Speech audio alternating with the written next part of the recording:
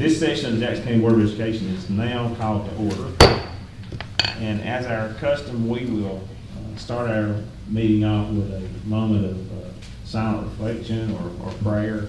And if you'll bow with me now, we'll take that silent moment.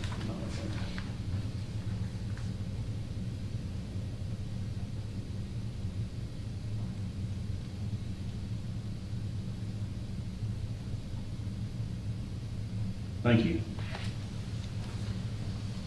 First up, we have a motion on the table to approve the agenda as it is presented before you. So, do we have a motion to approve the agenda? I move we approve the agenda. Second. Mr. West makes a motion, Mr. Gant seconds. All in favor say aye. Aye. Any opposed? None. The agenda is approved. Under general business, we have Mr. Randy O'Bannon from the state. He's going to present our audit findings. Mr. Randy.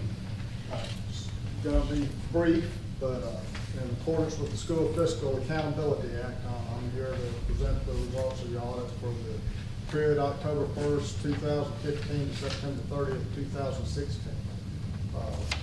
Our opinion on your financial statements, when we do an audit, we test your records and transactions to see if your numbers and financial statements are fairly presented. The results of our test, we issued a clean opinion, what we refer to as an unmodified opinion on the board's financial statements, which that means that they're fairly presented. You can rely on the data, and it's the best opinion that we give. So we want to thank Jeff and his staff and ask that you continue to keep the books and records in a good manner like that. And the second item I wanted to report on is our opinion on the compliance with your federal awards programs. When we come in, we do a single audit, so there's not a duplication of effort with the feds. We come in and test for compliance with federal laws and regulations. And this year we tested the child nutrition program and the improving teacher quality program. Our opinion on your federal financial assistance programs was also a clean opinion, unmodified, so we had no problems or issues there. And that's all I have, really, unless you guys have any questions. Sounds good. All right, I think we're good. Thank you. Thank you. The next item of business on our agenda is to consider a motion for any corrections, additions, or deletions to the June the 29th, 2017 and July the 17th, 2017 board meeting minutes. And we'll make a motion on those minutes. I'll make that motion to approve both sets of minutes. Is there a second? Second. Mr. West seconds. Is there any discussion on those minutes? No discussion, no corrections, additions or deletions, so we will move to vote. Mr. West? Yes. Mr. Story? Yes. Mr. Gant? Yes. And myself, and those minutes now stand approved. Item C, consider a motion to approve the financials, including the bank reconciliations for June 2016. I move to approve the financial, including the bank reconciliation statement. Okay, Mr. West makes a motion to approve those, Second. and Mr. Story seconds. Is there any discussion on that, or? Is that the right day? For June 20, can't get that past Mr. Yeah, it should be 2017, so let that be noted. It is not 2016. Those have been approved, hopefully. No, Mr. O'Bannon's gonna get us, let him live. And it should be June 2017. Did I read it 16? I can read. So June 2017, Mr. Middleton, that's correct. Right, so that should be no agenda, correct? All right. Jeff, did you want to speak on any of that? Well, I wanted to speak on one matter, just in the financial, you want me to go ahead and say that before y'all vote on this? Is it deal with Ale, or is it separate from what's on you? No. Okay, no, I think it's okay to do that. That's great. It's on the audit. Okay. Say something I about that. think so. Good time to do that. Let him speak on it. Go ahead. Okay, one, Randy just, let's go down and he gives a minimum that needs to be brought for you according to the Financial Accountability Act, which is the opinion in the federal compliance. But they do have a report in there that, where they have findings, and there were a few findings on the past audit. 3 of the 4 findings relate to areas that they're pushing us toward, related to athletics, athletic concessions at local schools, and it's so in response to those 3 out of 4 findings, we're proposing a small amount to be sent to the high schools or any of the schools that have significant athletics, because of these areas they're pushing us toward, where they want more involvement of the principal in concessions and in athletic booster clubs. We're going to transition to having more involvement of the schools and principals in the athletic boosters, but we're going to have to kind of phase that in. And as part of that, we're going to need some help, minimum amount of help at the front desk, to allow the bookkeepers to take on some additional responsibility in the boosters and in the concessions of the boosters. And we were proposing to take $2,000 per school per year, put that, transfer that out to the schools and allow them to decide what weeks, like homecoming weeks, basketball tournament weeks, weeks they have heavy amount of athletic activities, and to be able to get a sub-adult to be at the front desk, so that they won't be having to deal with parents, and that they can do these extra responsibilities. If we don't do that, in my estimation, we're gonna have an overload on the bookkeepers, which are already kind of at a breaking point of responsibility. And we're gonna potentially miss out on a lot of revenue, or not miss out, but it just will not be done in a good fashion. And there could be potential, if there are mistakes made, checks and balances not being done, and the full amount of athletic funds not accounted for. So we want to give them a little bit of help, just a little bit of moral support, by putting some of these small $2,000 amount. I believe it's going to be 7 schools. It'll be all the high schools that have athletic programs is what it'll be. I'm not sure it's at 7, I think we knocked it back to 6 is what we said. So we're talking about $12,000 that we would just transfer, let them decide the weeks that they need help. And during the, softball tournaments or baseball or whatever, but it's probably going to be primarily football and basketball. And to allow them to get a little bit of help so that they can keep this under control. And also to comply with these pushes, these the examiners in their report. And you can look at this report and see all the details. If you've got any questions about the specifics that they're pushing us toward, I'll be willing to answer that now, but I didn't want to get too down in the weeds. But if you've got any questions about that, I'd be certainly willing to answer that now. But anyway, that's what we're proposing. small transfer out to help with this, comply with this, side. So are there any questions or thoughts? This is going to be an additional employee, not somebody already on the staff. This is not gonna be an employee. It's not gonna be an employee. Not This gonna is be an gonna be employee. just a small amount that they have in their bank where they can get a sub, and they may get different people at different times.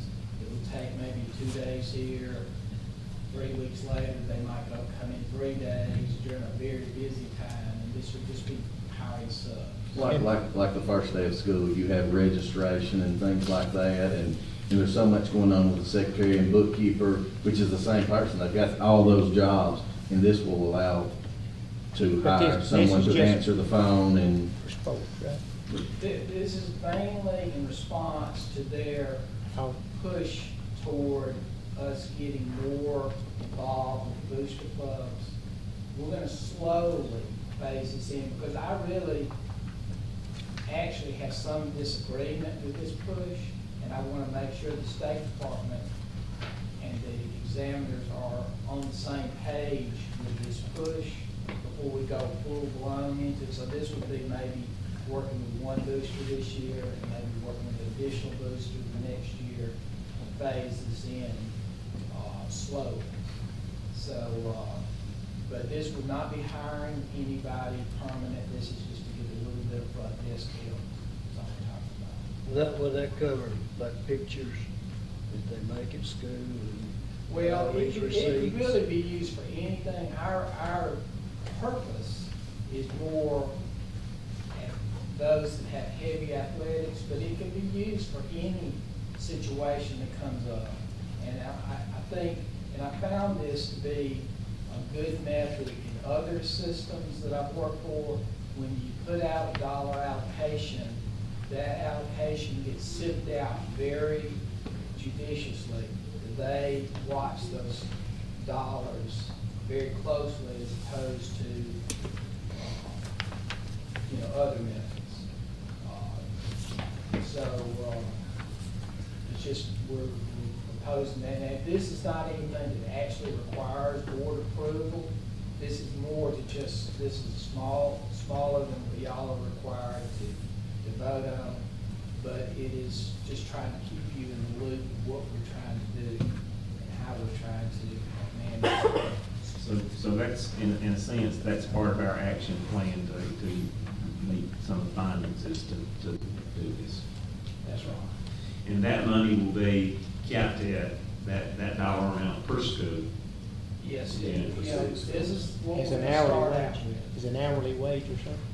It's gonna be So a it's the- sub rate, which I Sub. think is, sub rate is a little bit more than minimum wage. Would that be accounted for by the schools and reported back to Yeah, you? with the schools, we turn that, they would come up with the hours, they would turn it into our payroll, and it would be paid through payroll, but there wouldn't be any, because of the subs, there wouldn't be any retirement, or it would just be social security and Medicare.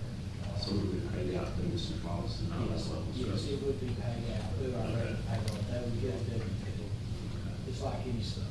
And just to add, it used to be that booster clubs ran concession stands, T-shirt sales, you name it, and they did it, and they've done it for years. Sure. When I was in school, they were doing fundraising, and they're critical to our sport programs. Absolutely. But there's been a bigger emphasis placed on oversight of those clubs. And it's a burden, really, it's tough, because there's so many loose ends on booster clubs sometimes. You hear some really nasty stories about booster clubs, especially when it gets on up in a little higher level. It's surprising how much the bigger ones, how much they handle. And we have to make sure we're doing this right, and that they are pushing more the examiners, more than the State Department, pushing us toward kind of national trends of actually bringing booster clubs in and having them report in the schools' financial records, being a part of the school's financial records, just like a Key Club or any other external flood organization. We're gonna slowly do that, because we cannot just bring everybody in and increase the workload on the bookkeeper at this point on the lump. So we're gonna have to phase this in. And, I want to hear also some more direction from the State Department of how to handle this. And they're not getting too involved at this point. I think that we all want to say it's something. That might eliminate the problem of some booster clubs.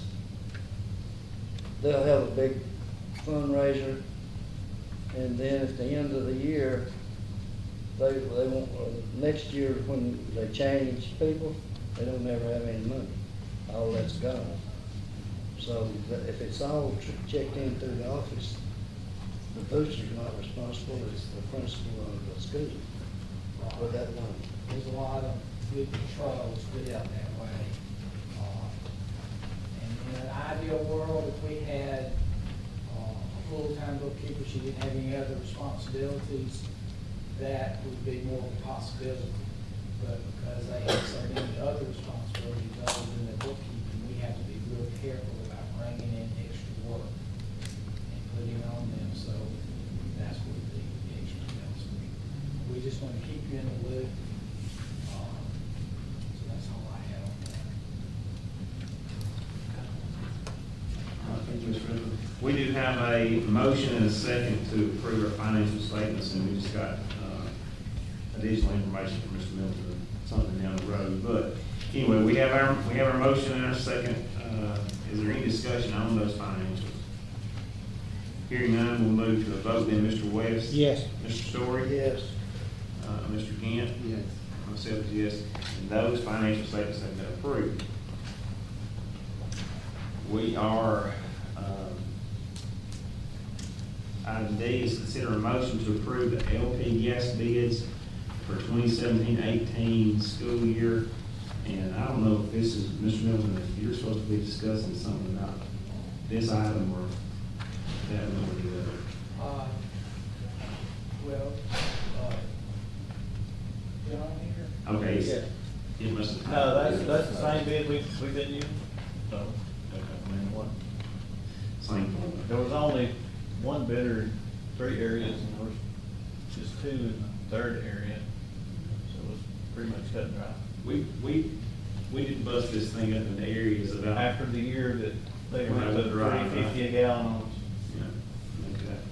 So we have a motion to approve the LP gas bids for the 2017-18 school year. Do we have a motion to approve those? I move we approve the local LP gas bid. Mr. West makes a motion, is there a second? Second. Mr. Gant makes a second to the motion. Is there any discussion? Then we'll move to vote. Mr. West? Yes. Mr. Story? No. Mr. Story votes no on the LP gas. I guess not here. Mr. Gant? Yes. Yes, and myself is a yes, so that is 3 yeses and 1 no, the motion carries. Item E, consider a motion to approve the gasoline and diesel bids for the 2017 and 2018 school year. Do we have a motion for those? I move we approve the gasoline and diesel bids. Mr. West makes a motion, is there a second? I'll second that. Now, do we have any discussion on the gasoline and diesel bids? Discussion. Yeah, it's in there, the one bidder has had it for the last 8 years. It was off just a small percentage point on the bid. And I know that I talked to the company, and they said that they'd spent $1,800 on setting up a monetary, information to their companies where they could tell where, a school was about out of gas or where it was low on gas. And Mr. Gant can tell you, 8 or 9 years ago, we had a hard time getting gas to start school. DeKalb County had a hard time getting gas, and this company helped us start the school year by supplying gas. They're a small percentage point under the bid on the diesel. So I can't see why we're going with another company when this one's been a good company. What about, Mr. Gibson, have they been a good company? They have been a good company. Can you help us out on that, Mr. Porter? Sure. The low bid's a low bid, and that's why we have bid law. Everybody can bid, and whoever's a low bid, if they're a responsible bidder, then the board's obligated to award to the lowest bidder.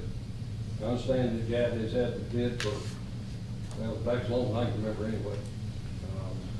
And they're a good company, but they're not the low bidder at this time. Okay. But we have to bids, I know we took a bid out of Scottsboro one time that Huntsville was the low bid on a tractor trailer and a van. And they were about $700 or $800 higher Scottsboro. But we took the Scottsboro bid because they were local people instead of the Huntsville bid. My understanding is that the headquarters of both of these companies are in Tennessee. Well, that shouldn't apply then for the low bid have to stand, both of them out in Tennessee. That just eliminates the local bid, the 5% local bid. The local preference would not apply since they're both, neither one of them are local. So they're both headquartered out of state, which eliminates that 5% that we can have some oversight on, correct? Correct. So we have low bid of 1.6531 for Sweetwater Valley Oil Company, and that's what we have as low bid, so that's what we have to vote on, it seems like, correct? Yes. Have we ever used that Sweetwater Valley? Do you know anything about it? Not to my No, knowledge. sir. they have not used it. They contacted us and wanted us to put them on the bid list, and we did.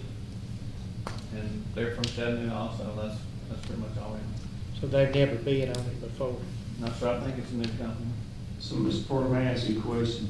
If we vote to go with the Sweetwater Valley Oil, and they, for some reason, can't fulfill our needs as a county, then where does that put us? Go back to the next bid. Okay. And so, first time we have issues with them, we can, at Knowles. We have to give them 30 days written notice, Okay. and it's for calls. We can cancel or you can cancel per calls with 30 days written notice. Okay. Do you happen to remember 2 years ago, the gentleman that bid on this, and our superintendent got into a little argument or something about a bid? Y'all remember, you remember that? I Same think, guy? I remember us getting in an argument with UPG Gas on the LP stuff when that happened. This was this guy that left this company, the one that bid on it, left this company.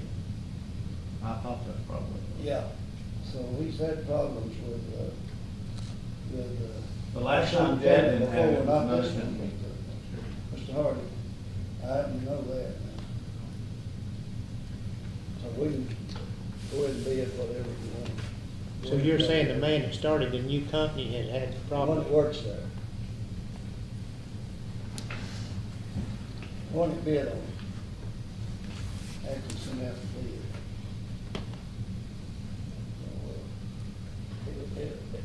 We can try and see if it doesn't work, maybe we'll go back. It sounds like by law, we have a low bidder, and we have two bidders, they're out of state, eliminates that 5% local provision that we have, and we have to take the low bid. If there's an issue with the service that we get from them, then we will provide them written notice within 30 days, and we will move to the next bid. Another question for you on, if we voted no on this, what would we do? Could we vote no and then rebid it? You could reject the bid and then rebid it, but you have to give some reason for doing that, I think. Unless you're gonna put out the same bid, you're gonna get the same. I think you'd have a difficulty if you put it out with no different restrictions, and you came back with, and Jack ended up with a lower bid, I think you'd have a problem. Some of them have a legal problem.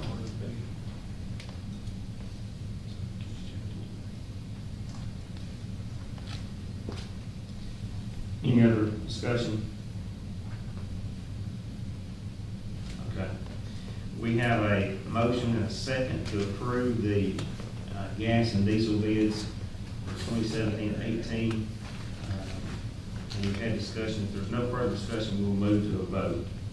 Mr. West? Put me in a bad spot, I'll pass you. I'll vote first. Yes. I vote yes. Mr. Gant? Yes. Mr. Story? No.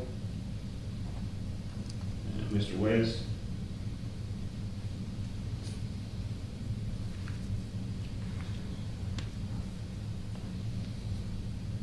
Yes. West votes yes, and that motion carries.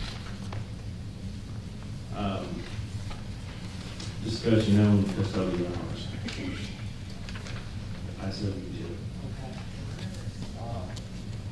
So this is another situation where it's not really anything to vote on, it's just more information to use how we're gonna abandon bank hours concept, because it's just not a very good practice.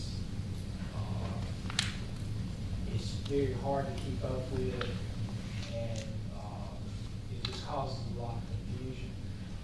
And what and we've also,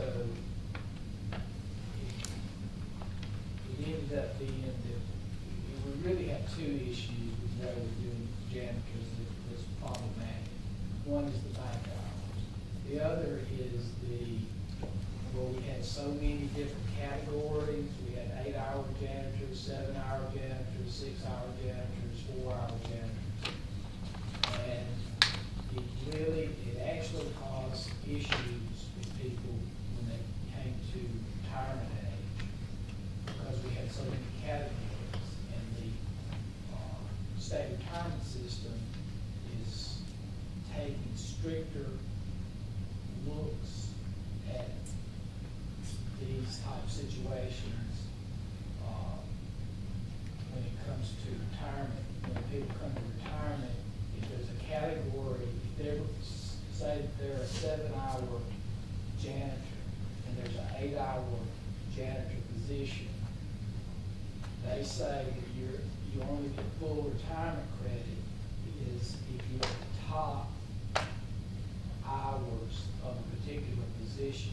So only 8-hour janitors were going to get full retirement credit for their years.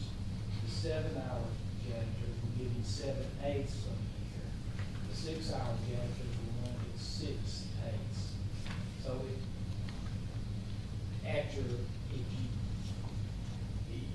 years ago, they really didn't look at it that closely. And you would have people, no matter whether they were 6 hours or 8 hours, they would get retirement credit for whatever year. So we've run into that issue also, where that's become a problem for certain people.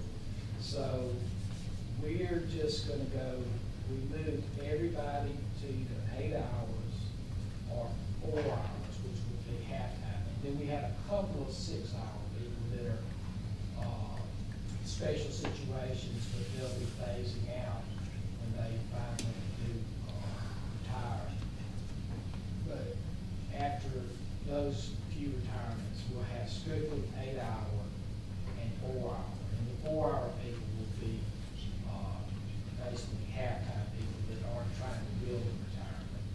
Then you'll have the 8-hour people, and they'll all the full-time people will be on the same, at the same place. They'll work the full day, and they'll work the months, just like any other employee, contract months. But what that leads is by moving to that and going away from the bank hours, principals still need help during the summer. So we have to provide so many hours of work to get your floors waxed, to get your painting done. So we were gonna propose having 100 hours to the high schools and all the other schools having 75 hours during the summer, just to get the help. We believe that after it's all said and done, it's gonna end up costing almost the same amount. Because the banked hours left a lot of confusion, there would be quite some pretty good payments made, because we would have certain schools that wouldn't have banked hours, and some schools would. Just the confusion ended up being that I think a little bit more, or just as much, was spent doing it that way is what we're gonna do by having everybody just work their 8 hours and then giving them 100 hours during the summer and 75 hours.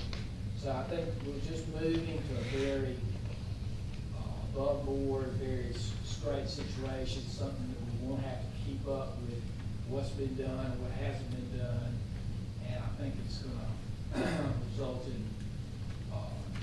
them getting almost as much help as what they've had in the summer. They may have to come up with a few dollars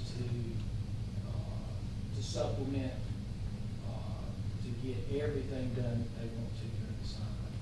But I think that this gives them a good allocation of hours where they can at least get the minimum done.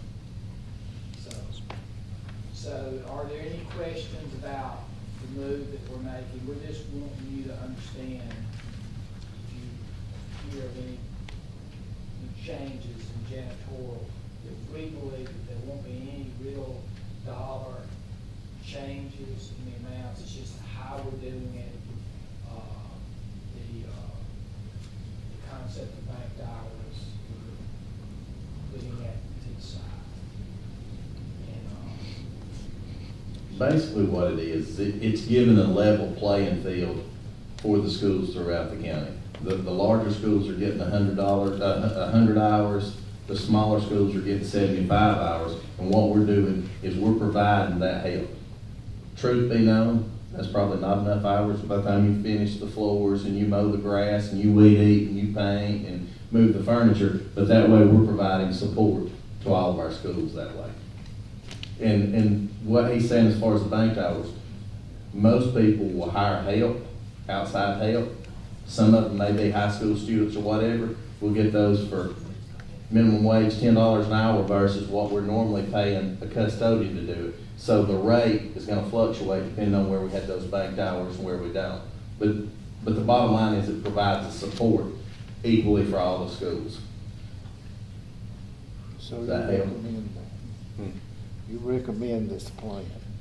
I do recommend this plan. I have mentioned it to the principals, and I'm sure that they would like to have more hours than that, but I do think it's gonna be beneficial. When you got so much going on in the summer, you need help. I mean, right now, they have to buy their own floor wax. This summer, they've had to provide their own paint and everything else, so. So this is just a discussion item, we're not. This gonna is vote on it. this is a discussion item, yes. We're not gonna vote on it. No. It's not only that we have to vote on, we just want to make y'all aware in case anything ever comes up that's on record. And maybe, it may help too if we get this breakdown in some kind of written form. You know, just so we can see it. We can get some kind of projection of how it would be versus the way it was this past year with the That'd be good. janitorial, but we'll be able, we can get that. Okay. There might be other questions as things go on, that some board members have that needs clarification on the plan there, but as a former principal, it does help to have bank hours. I can't tell you how beneficial it was to me when I was at Skyline and I had Nancy Perry to come help me. You know, because without her, I seemed like I'd probably been way past my eyeballs in grass and everything else. So So it's very beneficial to the And principals. it was affecting them when it comes retirement time, Mhm. because they're, like he said, 6 hours instead of 8 hours or whatever. And they're thinking they're a full-time employee, and it's not right.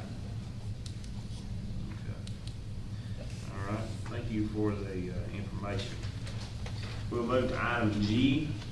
Consider a motion to approve an increase in the band director supplement to the amount of $5,200.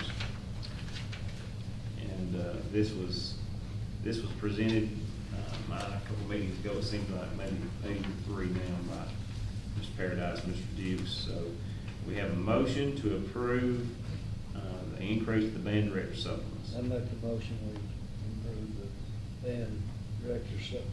Story makes a motion to increase that supplement. Is there a second? Second. Mr. West seconds. Is there any discussion? And currently, I think we have 2 bands in the county, North Jackson and North Sand Mountain. If there's no other discussion, we'll move to vote. Mr. West? Yes. Mr. Story? Yes. Mr. Gant? Yes. And myself, yes, and that motion carries. H, consider a motion to approve an increase in the cross-country supplement to the amount of $2,200.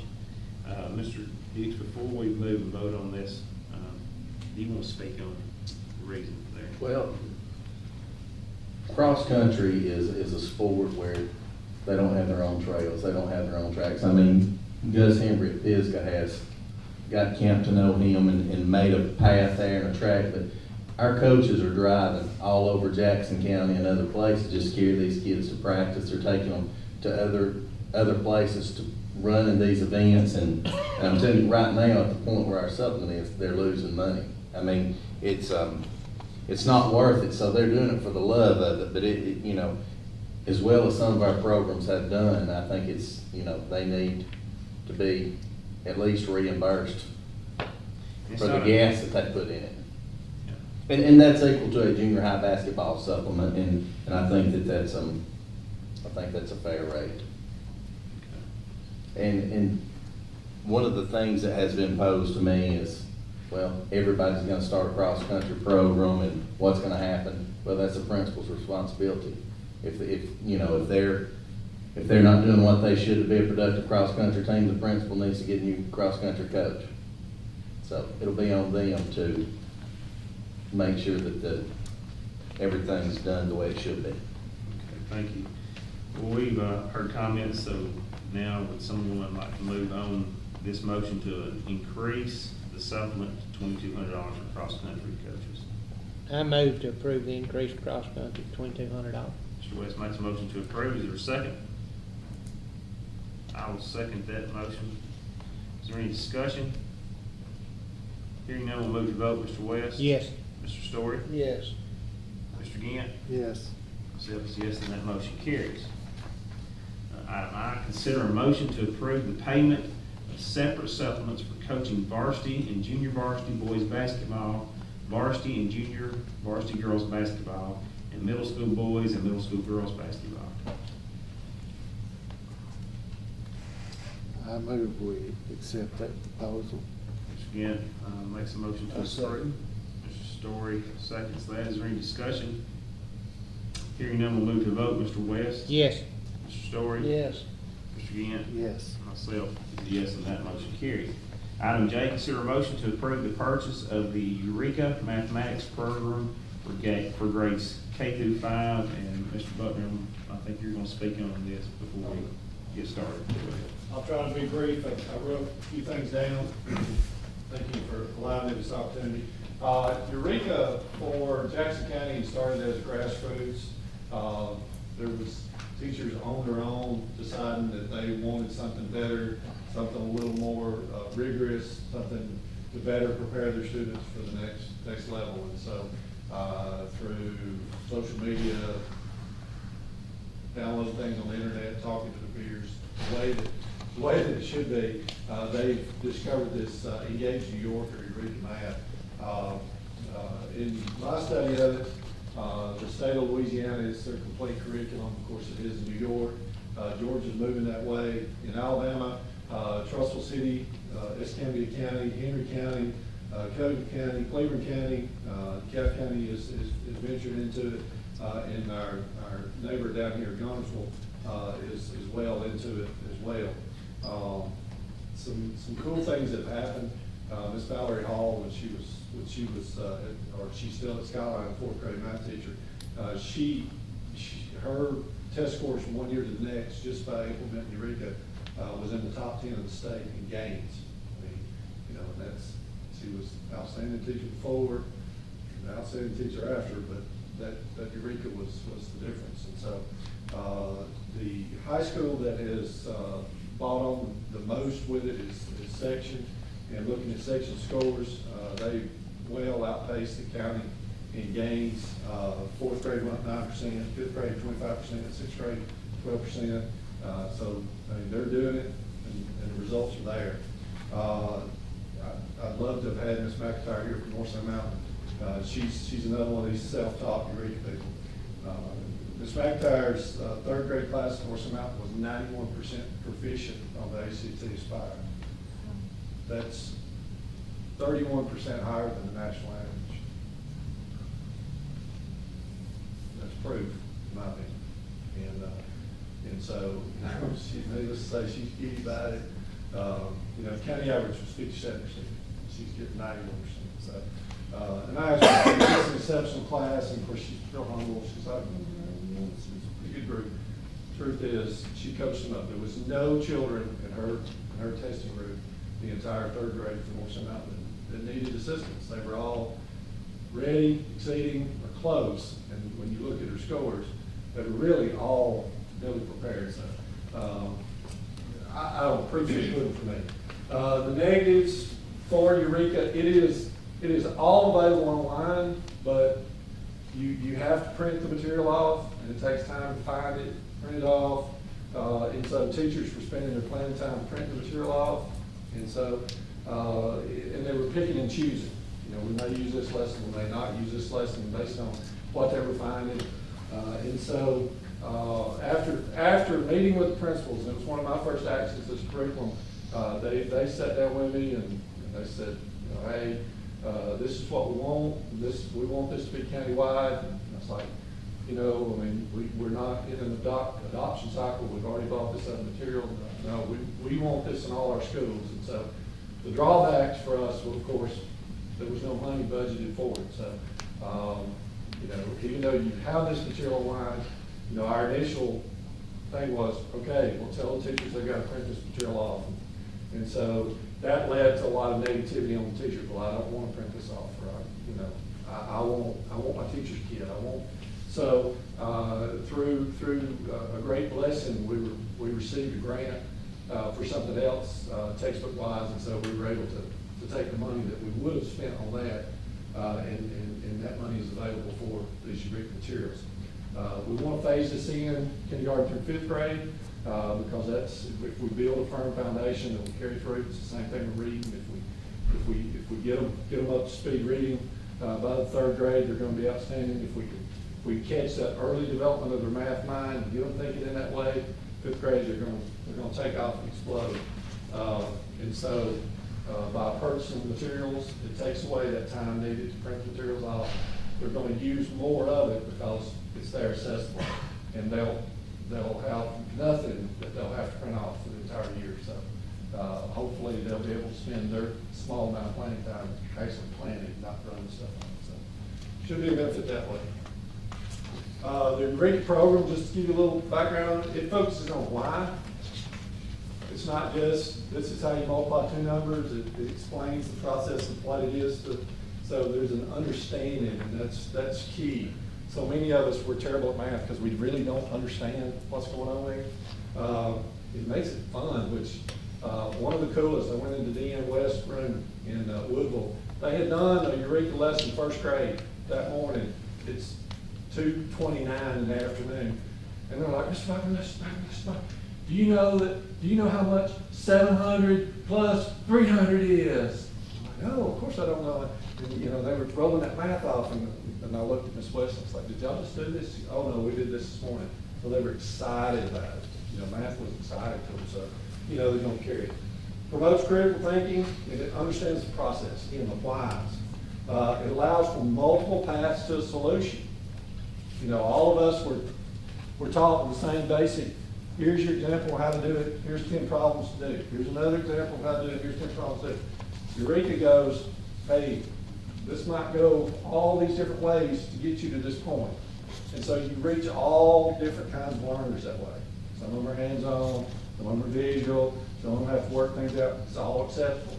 And the teacher will go through that and allow that multiple paths. It's hands-on and practical, which, you know, I'm gonna pick on my two tech-minded guys up here. You know, we've got to have folks that have a hands-on practical understanding of what a fraction is, how to divide that, how to come up with right weights, and so this is what this does.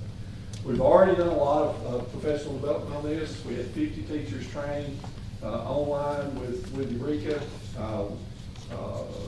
Mr. Paradise, I'm sorry, not Mr. Porter, Mr. Paradise was forward thinking enough that I jumped on, he had already had this in place, a training for his school, and we made it countywide. We brought all the 5th through 8th grade teachers to his place and brought Connersville in, and they've been so excited. The teachers that teach this are excited. It's kind of goofy to watch them. They want to share. And so we did that, and so to give everybody a chance, we had some volunteers of some folks at section that were doing it, and we sent everybody through the training. Just a quick little sampling. Mr. Davison sent 2 of his to Atlanta for Eureka training, and we're kind of going on personalities. Instead of having them present, we're going to funnel people to them and go, hey, this is how they were trained to do this. Let's do this. So you got teachers teaching teachers, which is awesome. And we have a professional development plan for August the 10th, which again will be our teachers teaching our teachers. And we've set it up into 3 pods, looking at geographic regions, going from Bryant, Pisgah, Dutton around to Paramount Valley, Woodville, Skyline, and then the Valley, Hollywood North, so that the teachers can be close to where their base school is, and hopefully build some communication, collaboration there. But those will be done by our teachers, and they're super excited about that. They're blowing my email up. It's almost as bad as I email. Yeah, those of you in the system know what I'm talking about there. And lastly, where did the money come from? You know, this is one of those things that I don't really want to toot a horn about, but we applied for a grant for our anti-kids. We had $160,000 set aside for anti-kids and training. Google, hopefully our yearly partner, accepted my grant request and got all that paid for. So we've got textbook money that has been allocated for that's sitting to do things like this. So I hope to get your approval for this purchase. Any questions? Now, this will not be tied to whether or not a student has a computer at home. Oh, no, that was a great question. You asked me if it was on the computer. The materials are on the computer. They are doing old style math. They are pencil, paper, hands-on touch. It's not a computer. There's no part of this that's on a computer. I mean, except the materials being on the computer. And as far as help for parents, alternate practices, all that, it's all available. Parents will get that, and so they can sit and watch a video on how to do this if they want to help their kids. And my encouragement, you know, parents out there, don't worry with learning to read math. It's completely different than anything you've ever done. Let the teacher teach it. And if you want to try to learn it, but don't sweat it. If they don't get it, and if the perfect example on the parent frustration, when section went all board we're in, oh my gosh. I mean, there was, this is the craziest thing I've ever seen. I don't want my kid going to this, you're perverting their minds or whatever. Those same parents are coming back to you going, Eureka's where it's at. Because they saw that once their child got the understanding of it, they went exponentially up. So, but it's not a perfect program. There is no perfect program, but it is a good program. All right, thank you, Mr. Butler. So item J, we have a proposal to consider a motion to approve the purchase of Eureka Mathematics for grades K through 5.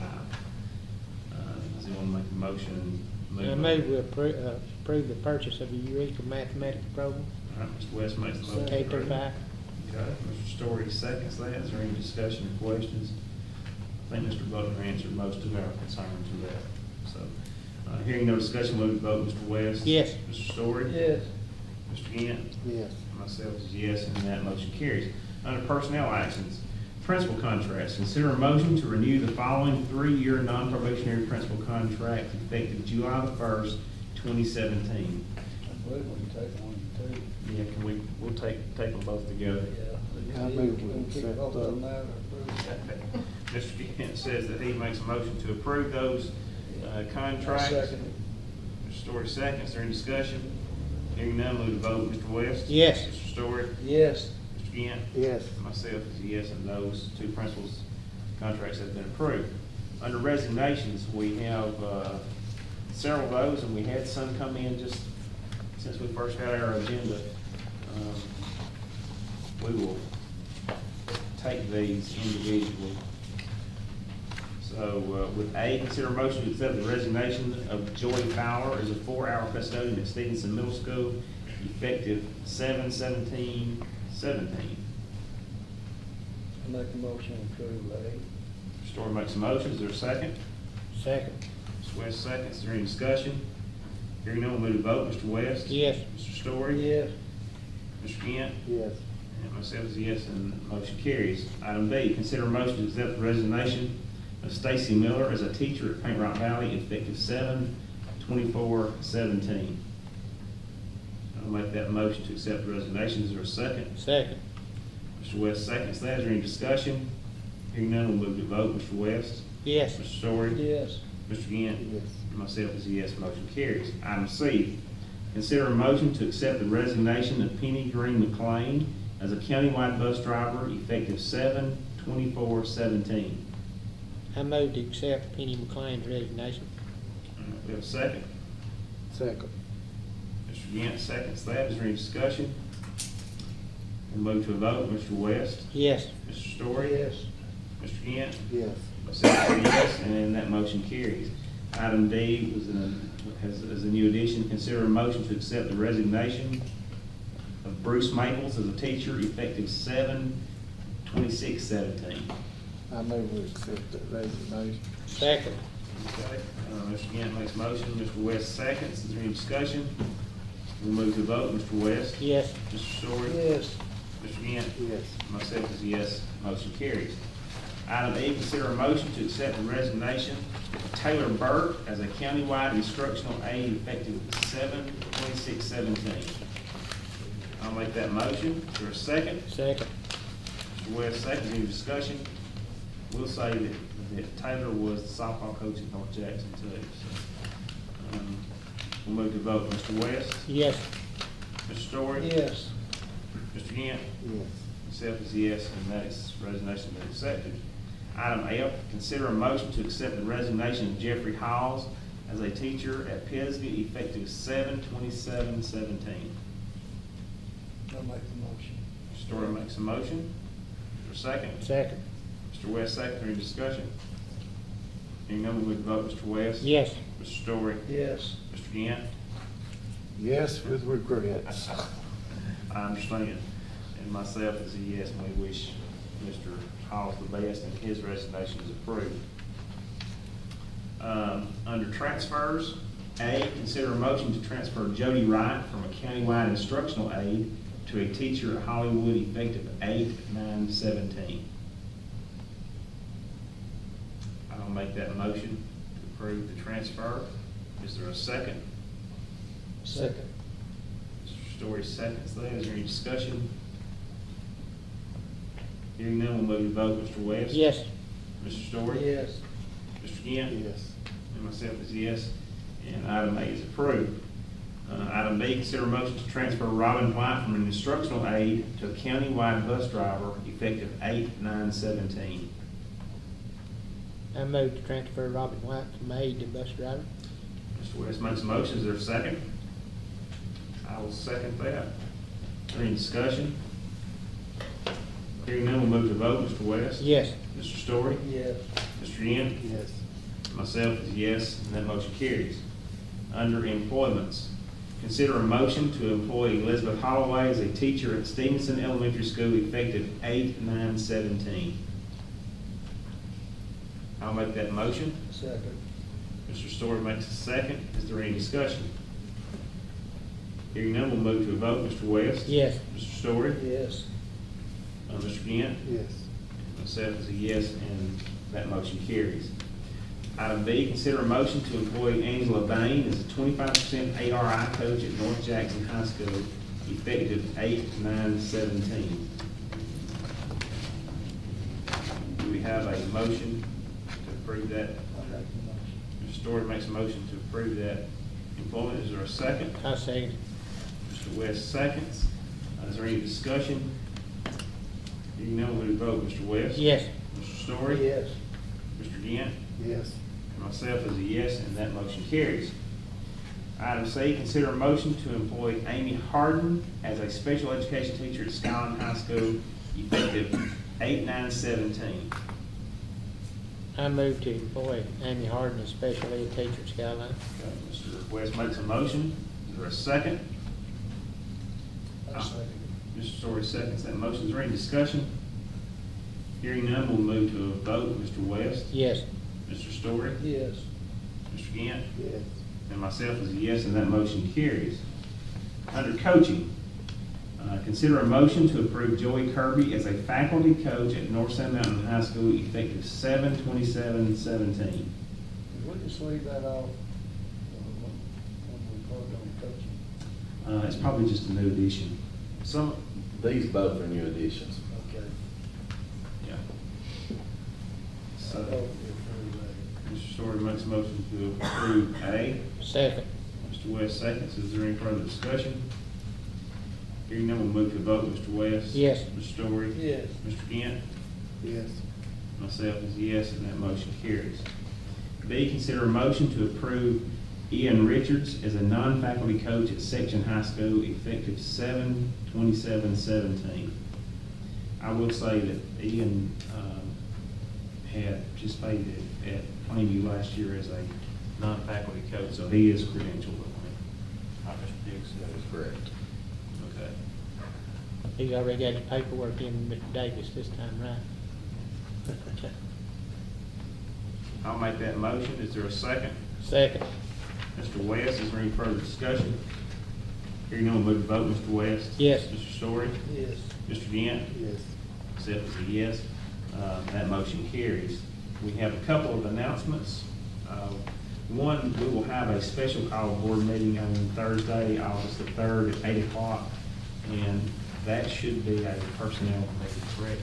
That is correct. Approved hire. Personnel only. We are, you know how it gets at the end of the summer, you have transfers and you have openings, and then you have these late resignations and you have openings. So we're gonna try to get as many folks hired as we can before school starts, because it's just not fair to students. So this will be a personnel meeting to make hires. And Mr. Davidson, you are up. I hope you knew that you were up. And you're gonna speak to us a little bit about your pre-K program that you got. Thank you for your time. Just real quick, if you've seen in the media, Skyline School was awarded a grant in the amount of $30,000 for our kindergarten class. It's an initiative started by Governor Ivey. You read her release yesterday. It's a strong start to a strong finish. Her focus on pre-K education. We were awarded a pre-K last year, and so this is just a continuation. And I was in Montgomery last Monday as part of a cohort of this Leadership Academy. And by doing so, by being a member, it's going to open up Jackson County an opportunity to apply for these grants on a continuing basis. So I hope to expand my program. I told one of my teachers today, I talked to Mr. Middleton, we're hoping to have a kindergarten set up before school starts with hands-on learning activities, stations. And I told them this kindergarten class, which is pre-K from last year, they're going to expect it from first grade to second grade and third grade, so we might as well keep it up. And I think it's going to expand throughout the state. I'm really excited. Secretary Ross is leading this, and it's a great program. It's hands-on, it's gold certification training. I had 2 kindergarten teachers in Montgomery area, Birmingham area last week getting training, 2.5 days. So the grant allows for not only the learning materials, but the resources in the classroom and professional development. So it's a win-win situation. If you got any questions about it, I'll be glad to answer them. Anxious to see what comes of that, Mr. Stacy. So good job with that. And there were only 8 schools in the state of Alabama chosen for that, and so we were very fortunate to have one of the 8. So good job with patting you on the back, and you should pat yourself on the back and the teacher, so good job. Anxious to see what comes of it. Is there any other announcements? Any other board members have announcements? Okay, we know what our next board meeting is, August the 3rd at 8 o'clock for personnel actions. And next on our agenda is motion to adjourn. I move to adjourn. Mr. West makes a motion to adjourn. Is there a second? Second. Kent, second. Is there any discussion? Didn't think so. All in favor say aye. Aye. Aye. Any opposed? None. We are adjourned.